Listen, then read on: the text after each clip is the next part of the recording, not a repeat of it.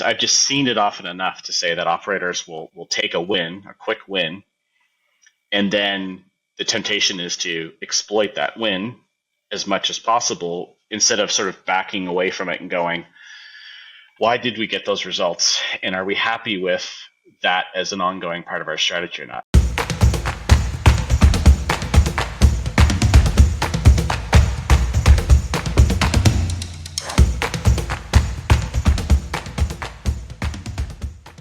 Well, hello, and welcome to another edition of the E-commerce Evolution Podcast.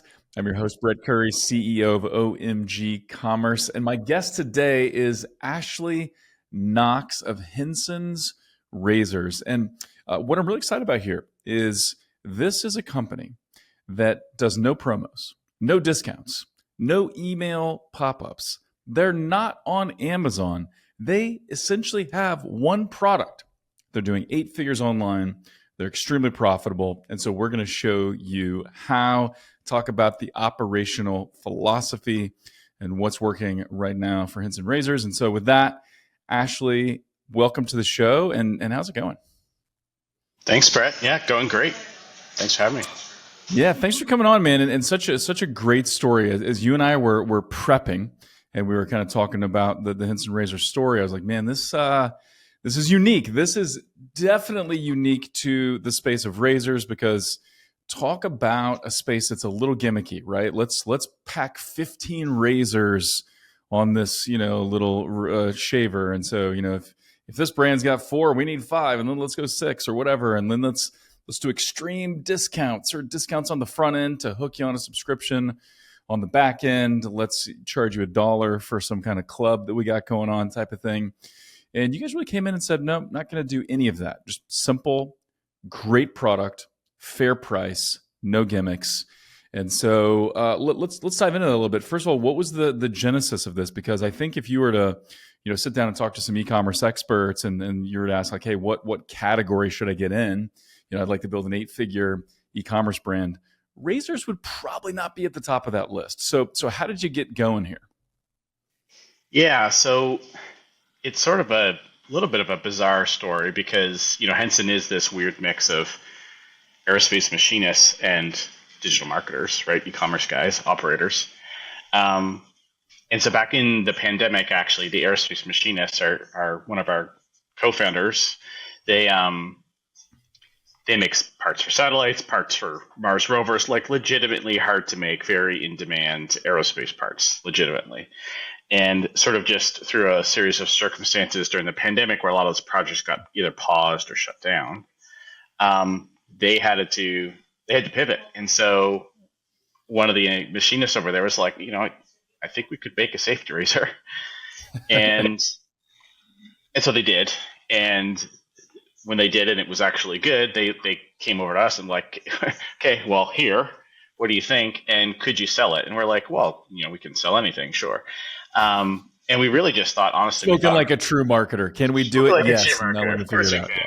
How many is TBD, right? But we honestly thought it would be a little like, side project. We'll spin up a Shopify store. We'll put it online. We'll help these guys out, and we'll see what happens. And then it just took off, right? So that's sort of the genesis. But then, leading into your intro there, because we had this product that was well made and sort of functional. Again, remember, this wasn't like a bunch of MBA guys getting together saying, what business model should we attack? Yeah. This was aerospace machinists looking at cutting forces and angles and going, how do I make this tool as efficient as I can? So that was the genesis of the product. So then for us as marketers, we said, well, how do we build our brand and marketing effort around that, right? Which I think other brands do, but sometimes it's very often the other way, right? It's sort of like, business approach. How do I get EBITDA? How do I get high lifetime value? It's all the things that e-commerce operators want to get. And those are the driving forces, not the product necessarily. For us, it was entirely about the product. So since the product was well made, efficient, lasts a lifetime, uses 10-cent blades, we're like, we don't want to do subscriptions or clubs or any of that stuff. We just want to sell it on its merit, which means no recurring revenue for us because you buy it once, you use it forever. We don't even make the blades. We don't really make money on them. They're 10 cents. We don't sell any other products currently. So our business model is actually terrible. It's garbage. You wouldn't want to do it the way we're doing if you had your Yeah. choice, Yeah. right? Because that razor blade model is highly profitable, right? You sell the handle for no money or very low profit. You sell the consumable part at high profit, and that's how you get your high LTV and your profit over time. That's what all the big guys do. That's what if you go to a drugstore and look at the razor aisle, that's what you're looking at, the razor blade model. And we just said, well, they're already there. They're already doing that. Our product doesn't really need that kind of bells and whistles. Let's just see if we can sell it as it is and see if we can get that to be a profitable business. And we can. So now that we can, we're like, okay, there's an interesting sort of lesson here, which is, what if you just sort of focus on, a really streamlined, doing something as a very simple sort of effort and putting all of your eggs in let's make that thing profitable. And then from there, from that sort of profitable foundation, then you can start to expand things. Because trust me, we would love higher lifetime value. We would love all the things that all those other models sort of have more intrinsically. But now we have the upside of trying to build on them in a way that sort of has like a really strong base, if that makes sense. Yeah, it totally makes sense. And yeah, there's nothing wrong with the model that those bigger razor companies have. In fact, I think if you looked at purely the math and purely the business model, you would probably favor one of those models. But you have a superior product, literally designed by aerospace engineers. And so you've got to lean into that. And it turns out, as you try to sell this and sell this the way that you have, it resonated with people. The marketplace was hungry for a product like this. And it's interesting. I'll mention a company, they're out of business now, so I think it's okay if I mention them, where they came out with 99-cent razors. So this is not Dollar Shave Club. This is 99-cent razor club. I'm like, come on, really? No innovation there. That's just, let's be more gimmicky than the last. But you guys said, nope, it's going to be simple, straightforward, awesome razor. Let's go. So as you were launching this, when did you understand, man, we've got product market fit here? Like this product and the way we're structuring the message, this is resonating. I'd say it happens pretty quick, like probably within the first 8 to 12 months. We're like, oh boys, there's actually a market here. People like this. As soon as we started to get enough feedback, I think probably the switch for us was when we started to realize that we were actually winning cartridge users, right? There's lots of safety razors been around for over 100 years. Like the actual, fundamental design isn't necessarily that's new. How we make it is very innovative, and the devil's in the details for sure. But safety razors has been around forever. We're not the first safety razor by any stretch. So early on, we were selling to people that already had familiarity with safety razors, right? As we started to win more and more people coming from, the drugstore sort of multi-blade cartridge razors and saying they much preferred ours, we're like, okay, we're onto something now. Because now this market, like our total addressable market, isn't just that group that had familiarity with safety razors. It's everyone. So, and that happened within the first year. So that was when, okay, holy crap, we're onto something. Super interesting. So talk about the difference here in the quality. And we were just talking before we hit record. I got served one of your ads on Meta recently. It was brilliant. But explain to people that are like, well, why should I trade in my 4 or 5 razor setup here to go with something like the Henson Razor? Yeah, I mean, fundamentally, so there's a couple of things that we know to be true. One is that 2/3 of men still expect irritation when they shave. That's a really high number, right? Like for a category that's been around as long as shaving has, that's a really high number of bad outcomes, right? I actually can't really think of any other product category that's that well used, has that many bad outcomes, right? Yeah. 60% of you will use this product. You'll feel horrible afterwards. You'll have bumps. You'll have, whatever. But because we're guys, we just keep using it because we're, idiots. But so because that's true, fundamentally, if irritation is something you would like less of, you need to use a single blade, just full stop. less blades, less friction. Like it's fundamental. Not even pitching Henson here. Just go and get a safety razor, a single blade, better for your skin. Full stop. So that's one thing. Specifically for us, it really has to do with how we support the blade. Something to get too boring here, but like think of anything you would use to cut. You're cutting carrots at home. You're sawing a piece of whatever it is. You would never want to cut anything with a blade that's not supported well. You wouldn't want the blade moving, vibrating, flexing, bending. It would be you wouldn't have as much control, right? Just fundamentally, you wouldn't have as much control. And that's what these aerospace machinists really identified when they were making their first design for the razor was they're not holding the blade well enough. And remember, their whole job is like doing very specific cuts on titanium, like really hard metals that have to be within 12 microns of tolerance, like very difficult things to do. So they understand cutting action, blade support, all these things as good as anyone on earth.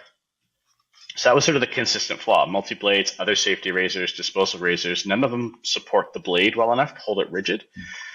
Their design and then the manufacturing execution of that design is what lets us do that, which means you just have less of those, like less collateral damage when you shave, right? You want to cut the hair and not your skin in a perfect world.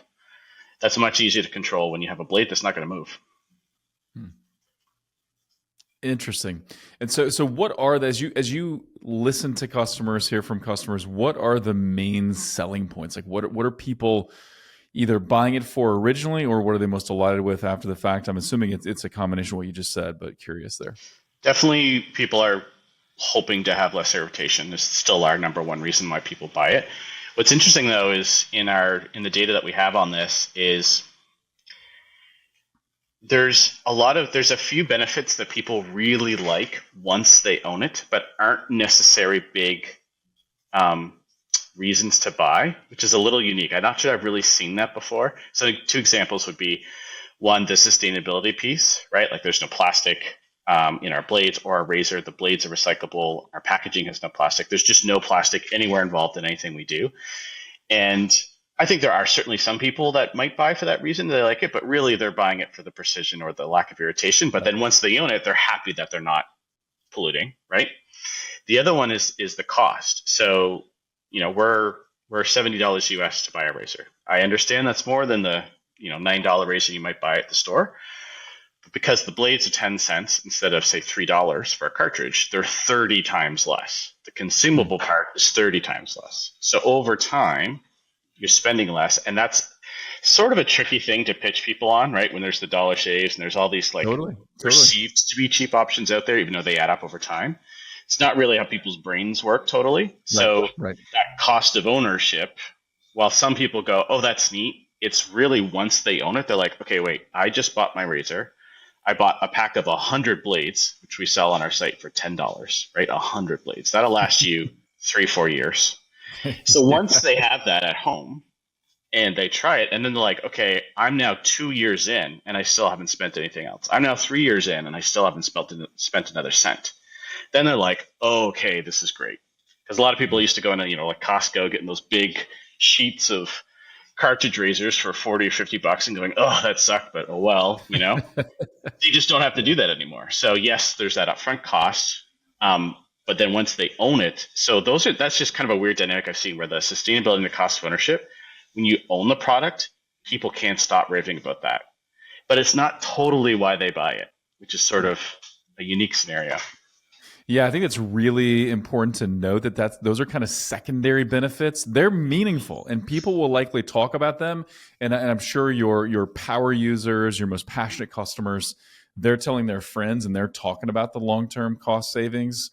But that is secondary, right? That doesn't. I'm not thinking like, okay, I would like to save. I'm budgeting out my razors for the next 3 years. I'd really like to save a little bit here. That's not enough to get me to switch. But less irritation, or understanding that, okay, every time I shave, I've got bumps, I've got nicks, I've got scratches, I'm bleeding. This is, enough is enough. That's really where you win people over. And so that makes sense. And I think that's really important for everybody to kind of outline, what are my primary benefits? What's the real reason someone will switch? May not be the reason they stay, but it's the reason they switch. So really important to call out. Great. Well, let's kind of dive in. We kind of walked through your operating tenants. And I love these. I think there's lessons packed in here. And so we're just going to kind of go through this and have a dialogue on it. But I know one of your operating tenants, and this lines up with my buddy Sean Frank from Ridge, is first order profitability. Now, I think it's probably obvious why you guys do this, but talk a little bit about that. Why first order profitability, and how does that impact what you do? Yeah, so for us, it's a bit of a necessity for sure, right? When you sell one product that people are going to use forever, you sort of have to, if you want to make money, and we do, then you have to make money on that first transaction, right? We sort of don't have any other option currently. But what that does, so that requirement really forces a very pragmatic approach to everything that we do, because we don't have any get out of jail cards to play. And this is Mm-hmm. what we see in Yeah. e-commerce all the time, where they're like, they'll do some acquisition channel that maybe they haven't cracked or maybe they haven't totally solved, and it's got a really high acquisition cost. Like, yeah, but maybe we'll make up for that later, or there's just a lot of like sort of the fundamentals of an approach. Like, for us, we don't, as you mentioned off the top, we don't really email our customers almost at all. If you buy a razor, we'll give you tips on how to use it and take care of it. But we don't really email them, because why would we? We have nothing else to sell them, right? And so, you can imagine every day we get pitched dozens of email vendors being like, "Why aren't you emailing your customers?" And I go, "What would we tell them? They have the thing that we sell." And so but that like lens allows us to really focus, right? We really, really focus. And the thing when I, talk to other operators and look at the landscape, I'll look at companies that are, you know, I don't mean to necessarily compare revenue, but just in this context, like, might be doing like a tenth of our revenue, and they have, three times the employees and are working on six times the marketing efforts. And I'm just like, you're too small to be that diverse. Like you have to really focus on making something work, whether that's an acquisition channel or a product or whatever it is, a campaign. You have to focus on making it work. And that doesn't mean you can't test things, but that's all you're doing is testing. You focus on the things that work, you grow them to the as best as you can, and then you test. You just dabble. You dabble. Like, it's weird because at Henson, I feel like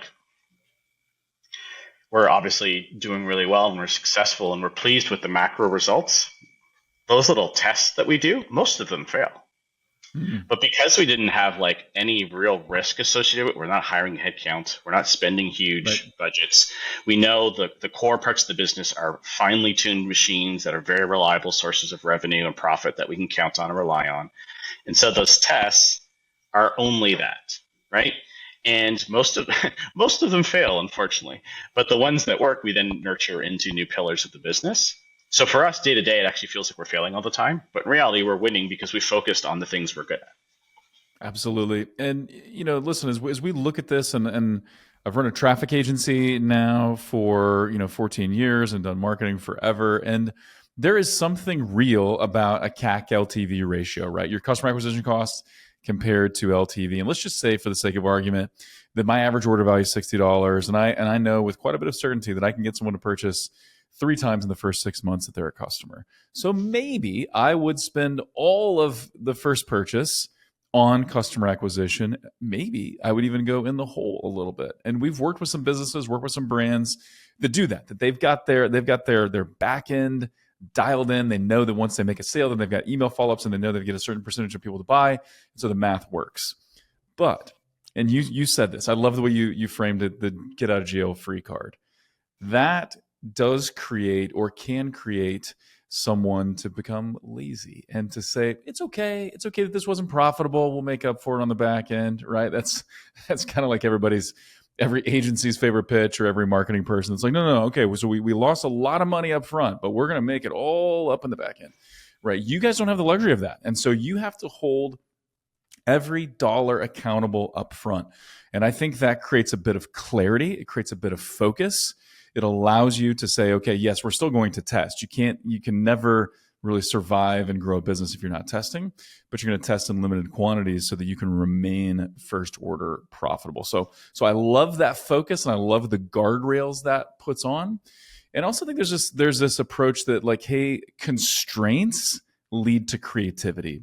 Guardrails actually lead to creativity. They don't inhibit it. So any additional thoughts there? Yeah, I think maybe just the one thing I would build on in that example you talked about there is, if you do have a good CAC to LTV ratio, and there's plenty of businesses that would, and there's certainly different products that lend themselves naturally to that, right? I was talking to someone the other day that sells baby food.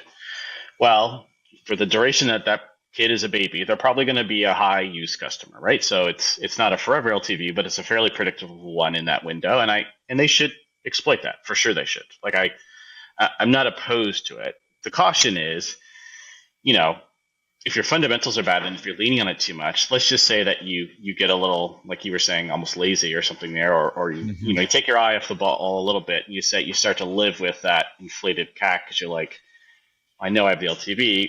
If that happens too long, then all of a sudden you're like, okay, well, my ratio's not as good as it was. And then what you do? It's like, well, we have to drive our LTV back up because now our CAC's higher. Let's make the LTV higher so we get back that ratio. And now you're doing, here's the reality of e-commerce. The tactics you do to drive a higher LTV are sort of the unpleasant ones very often, right? They're spamming, they're emailing, they're getting in front of it. It's discounts, it's offers, it's bundling, it's all the sort of trickery that you might do to try to convince enough people to participate in whatever that mechanic is, right?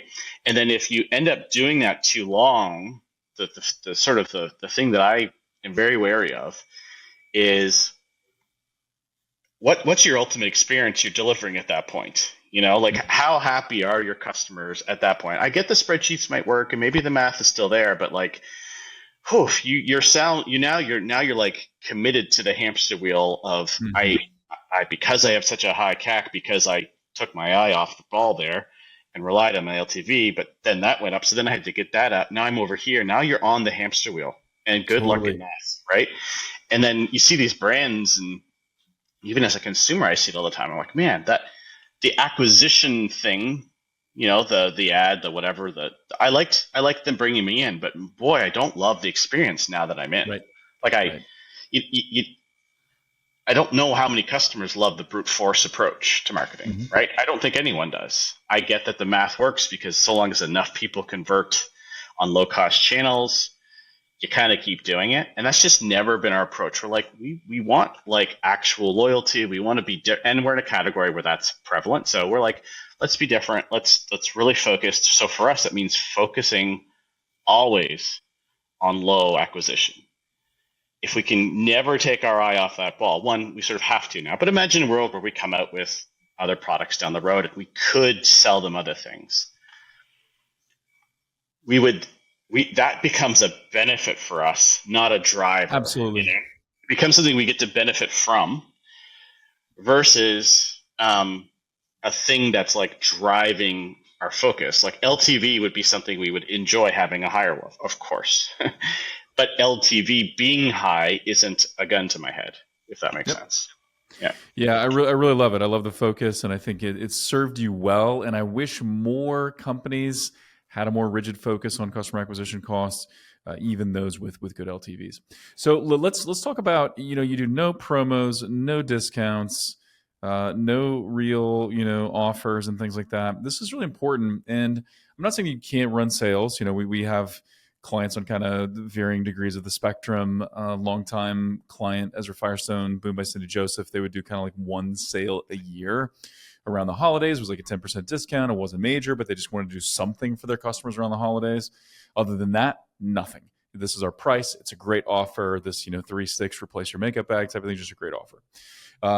Newer client we're working with now where, they've kind of come to us and they said, hey, we really can't close deals unless we're running a discount, right? So it's an awesome product, but they've kind of gotten on this discount hamster wheel, this discount spiral where they've got a discount right now, or else it's not working. We've got several ideas we're about to execute for them, which I think will actually help quite a bit. But why the philosophy of no promos, no discounts, no gimmickry, and how has that worked for you? Yeah, it's two parts, right? It's the one which we talked about. It's the slippery slope, the hamster wheel. The once you Mhm. start, are you committed to it, and how do you backtrack from it? It's easier to not have to deal with that if you never do it. So that's definitely one of them. The other one is just sort of back to like our sort of first principles as a company is that we really are in this case as marketers trying to, my job is to show the product's merit, show the product's competence because it's a good product. So that's why a lot of our videos are more explanatory or informative, because the average person doesn't really know much about shaving. If we're going to say less irritation, we're going to tell you why instead of just say it.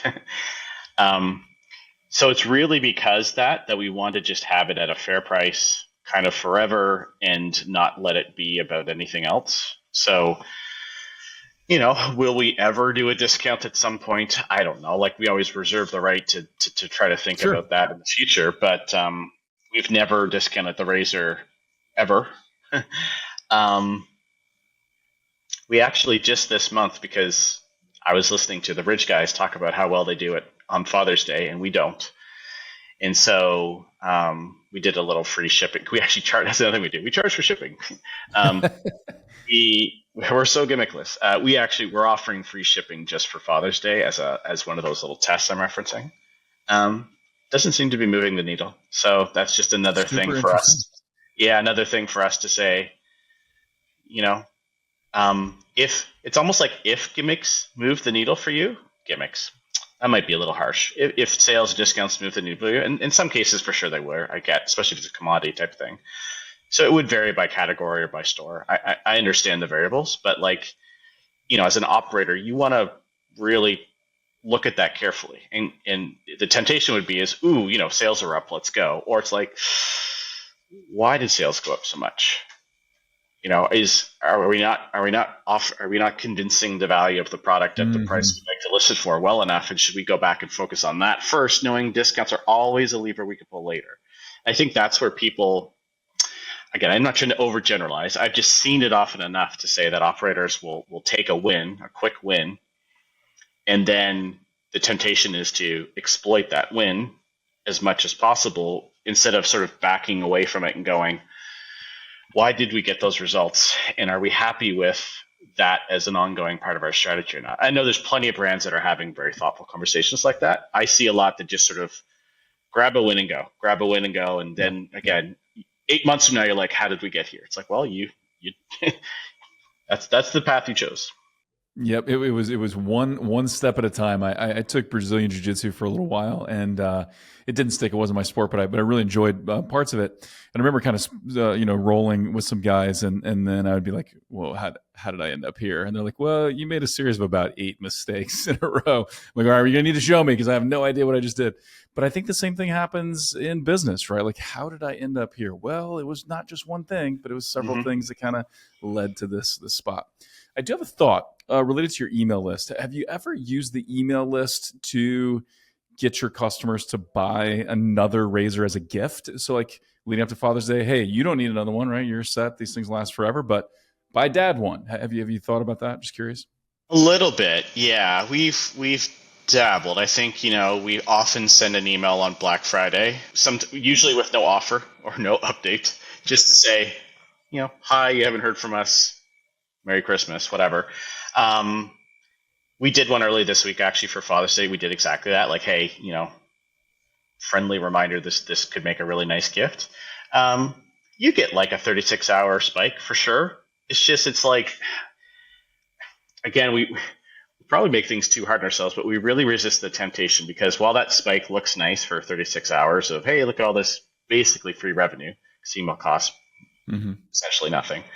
Um, it's just a 36-hour spike. It doesn't really, change our business at the macro level at all. We sort of are able to like see it for what it is, and like we'll strategically deploy it when it makes sense to. But the idea of like doing that, every 2 weeks being like, what about a gift now? How about now? Yeah. It's not worth it. To me, it doesn't seem like it's worth it. I'd rather just do a Right. good job convincing more people that they should try our razor. Totally makes sense. It's National Teachers Day. You want to buy a razor for your teacher? Right, exactly. Not really. Probably not. Yeah. Awesome. So one of the next tenets you talk about is understanding cash flow. I love this topic. I think there's definitely a trend in our industry. More people talking about finance and marketing going together. Sean Frank talks about it. My buddy Taylor Holiday talks about it quite a bit. But I know this has to do like with your cash conversion cycle, right? How do we turn cash into sales and sales into cash type of thing? So are we turning cash into inventory into sales, sales into cash? What is your take, and how does your company look at this understanding cash flow? It's probably the topic we discuss as much as anything else as operators. I think certainly marketing gets a lot of airtime. The cash flow gets almost as much, and I think we've actually like learned a good amount. It's probably the place if I look at like my growth as like an operator over the last 3 years, that's one of the areas where there's been the most. Certainly, we sort of understand some of the. You're more of a marketer by trade, right? Is your background more in marketing? Yeah, because we generally don't focus as much on the finance, right? We like the marketing metrics, like the creative side, but really nerding out on finance, not typically what a marketer does. Right, but it's so critical. Absolutely. Here's an example where, because it's tied to marketing, like it necessarily is. So definitely there's the cash flow in terms of like how much product you order and relative, and there's, like you said, the negative cash cycle of having net 30 terms on an ad source where you get the money before you owe it. So you you get to turn marketing effort into cash much faster than the cash is due. Those, I think most e-commerce operators are probably familiar with like most of those dynamics. But there's other things at play too. Like I think we used to, because we're so acquisition cost sensitive, we used to look very narrowly at that. I'll give you an example. We do a lot of YouTube sponsorships, right? Not the pre-roll stuff, like actually sponsoring the channel, and the guy gets a guy or girl sponsoring creators directly, yeah. Sponsoring creators directly, and they'll do a little ad read, right? Lots of brands do it. We've had a lot of success there. We really like that approach, just in general. But it has typically it's a net 30, not always, but typically it's a net 30 world. So an ad, the video goes live, it does whatever it does, and then 30 days later you owe a check. And if it's ROI positive, you've probably earned more than enough money to cover the cost of the check, and so it's free, right? It's not actually free, but it's cash flow wise, it's free. Basically, yeah. But in that world, the thing that I love about YouTube specifically is that video keeps running, right? So, I pay for Facebook. Often gets better over time. It often grows. Sometimes. That is the beauty of YouTube organic. So it's got this evergreen long tail, right? Which means, conversions keep coming in. So we've done this really big macro analysis on profit generated by YouTube channel over time. If there's a profit rate, I guess, I don't know what the term would be. A YouTube video starts, people who are listening instead of watching, I'll try to describe this properly. Basically, you see this curve that goes up. You start at a negative number because if you assume the cost is incurred at the time the video goes live and it's actually owed later, you've got this negative for whatever it costs, and then you just start to chip away at that, eventually get past break even, hopefully, and then you start going from there. But then, if you repeat with that channel, the curve the next time around is steeper. If you repeat again, it's steeper. You repeat again, it's steeper. Why? Because you're getting the leftovers from all the other ones that are adding on to it. So it's a compounding effect. Usually what we used to do is we would just look at like, did I hit my acquisition target, within 30 days or something? If I did or I didn't, then, I will or I won't repeat it. But because it has these compounding effects, and if your business is at a point where you can possibly withstand the short-term impact to cash, then you get accelerated profit the more patient you are, if that makes sense. That's like a dynamic that I don't think is discussed enough above. And certainly if you're like at the early stage, you maybe don't have that luxury. But as you start to mature as a business and as cash flow is more stable, patience is actually profitable because the rate of profit can improve the longer you wait, as crazy as that sounds. So we've seen that dynamic a few different times, and it's unlocking some really nice returns for us because we're looking at, you know, we're cash flow and marketing is like the same analysis for us. We don't really separate them. We are always looking at them together, and that's been something that's been very helpful for us. Yeah, cash flow and margin, cash flow and finance, same discussion. I think maybe another way to look at that is kind of the contribution margin, right? Probably from those channels would be another way to discuss that. What else are you doing? What levers are you pulling? How are you looking at cash flow that would be useful to pass on to the audience? So we do, it sounds lame to say that we do this in a spreadsheet, but I actually think everyone should do it in a spreadsheet, at least to a point, because your business is unique. Your economics are always going to be unique. For us, we're lucky because, we make the razors down the road. So we actually do monthly POs. We're not like one or two big bulks a year, wait for it to get shipped from China. It's down the road. We're always making razors. So we've found a way that works for that, where it has a very reasonable, and we're basically buying razors every 2 weeks, which is sort of counterintuitive, but that means from a cash flow perspective, it's very stable for us. Yep. So, but the spreadsheets are really great because we really like, maybe another like sort of lesson within a lesson here is like resist automation actually for a while until you have a level of intimacy and understanding that then you can automate. So we just automated like literally 6 weeks ago.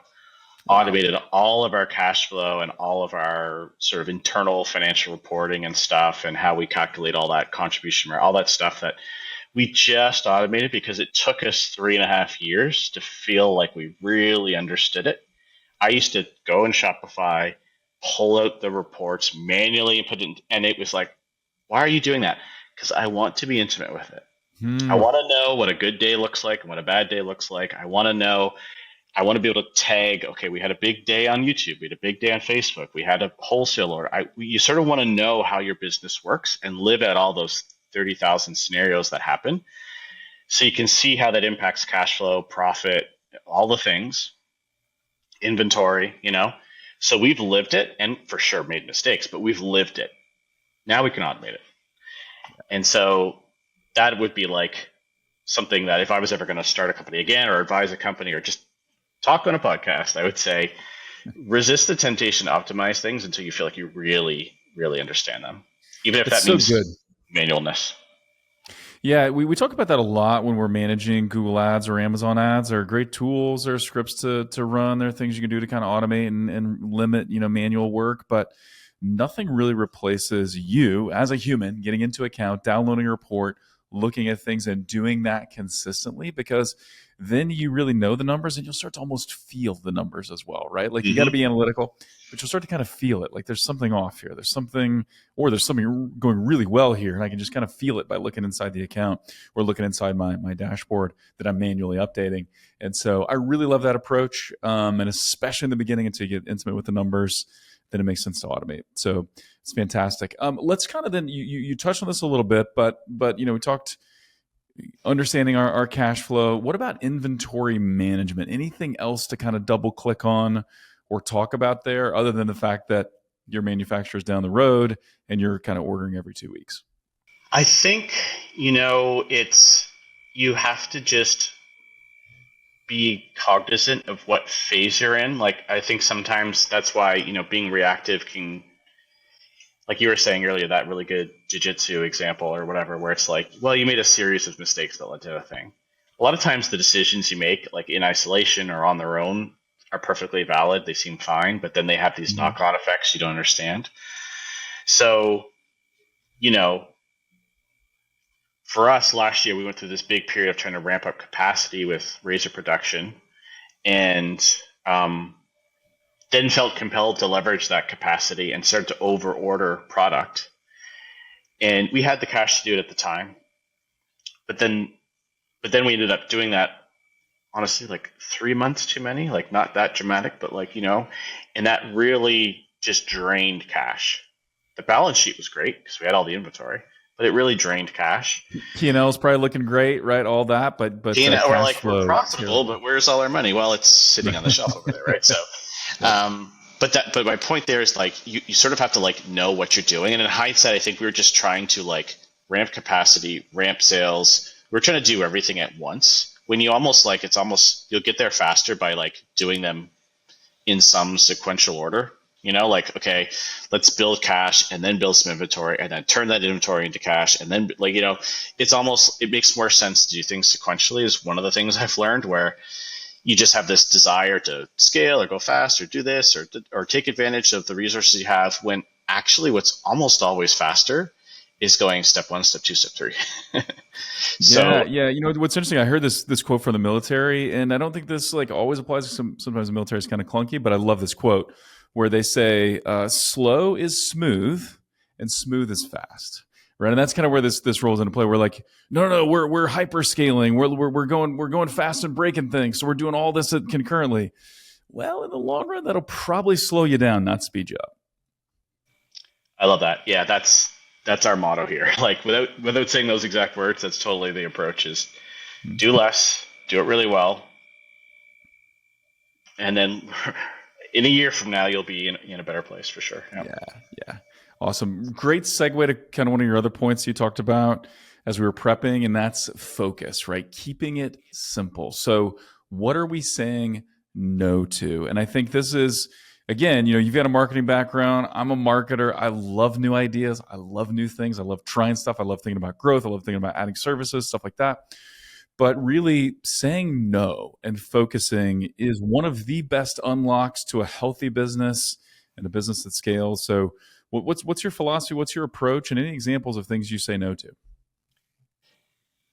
Yeah, I actually think it's our superpower is our ability to say no. Like I think we say no all the time, and um, it's just so hard to do when there's so much opportunity out there, right? And if you look, every marketer's head's on a swivel with all the different trends that are out there, and you hear, oh, well, this company ABC had success doing this.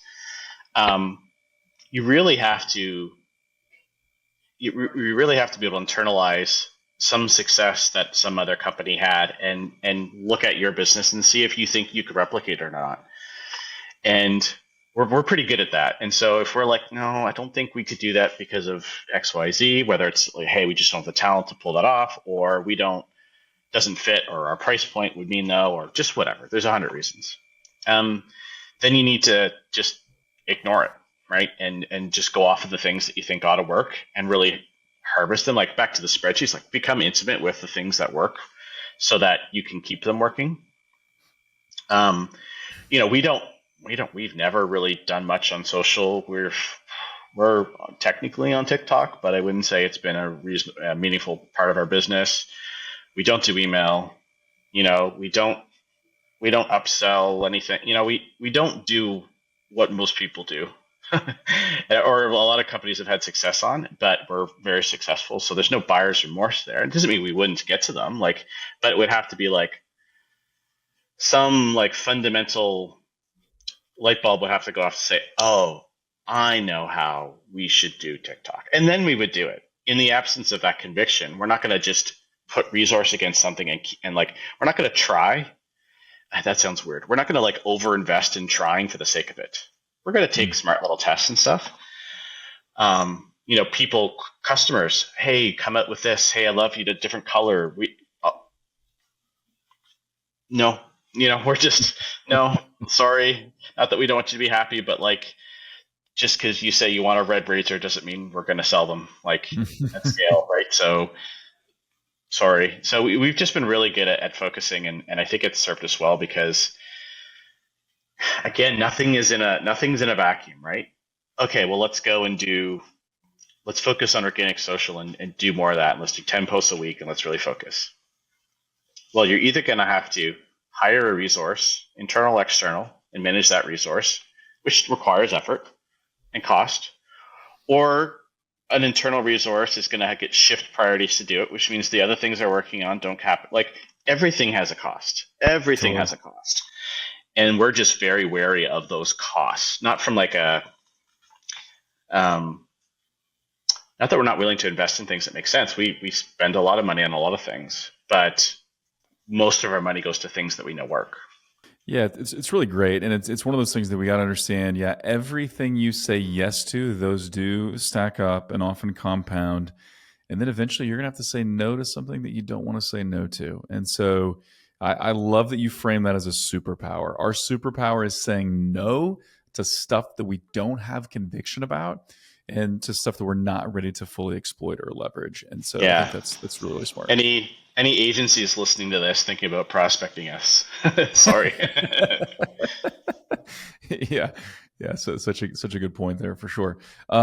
So cool. So another thing that I think you've talked about, I've heard a few other leaders in the space talk about this, but you've kind of focused your acquisition channels, right? It's mostly been YouTube sponsorships and meta ads, correct? Have those kind of been the primary areas of focus, or what Yep. has been your customer acquisition channels?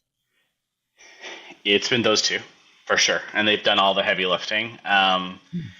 We have some wholesale business, like we have some distributors here and there, kind of all over the world, which does contribute some volume. Less so top line revenue, but definitely volume and profit for sure. But no, we're sort of a two-channel company now. Like, pragmatically, we'd love to see TikTok go, or we'd love to have some other channel contribute to that. But it's back to like it's just back to like sort of that focus and deploying those resources, right? Like we know we can grow Meta and YouTube if because we sort of know the Yep. recipes there. It doesn't mean it's easy. It just means we sort of know how. It just takes time and effort, right?